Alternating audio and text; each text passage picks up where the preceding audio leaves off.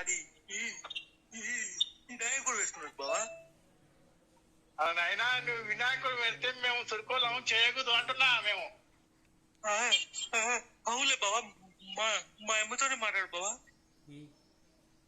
అమ్మ నత్తి మీ అమ్మాయి కదా నువ్వు చెప్పక గంట అవుతుంది. ఈ ముసలిదానికి ఏమో చెవులు పడవు. ఇంకా ఎవరన్నా ఉండరా పక్కన వాళ్ళకి వేరే వాళ్ళకు కోడి చెవిటోడు ఒకడేమో చెవులు ఇంపావు.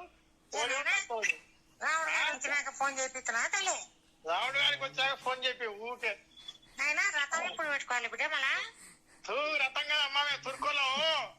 అవుతాయి పండుగ నాకు కోస్తలేనా ఆయన కోడి. ఈ అమ్మ కోడి ఎవరు అడిగాడు?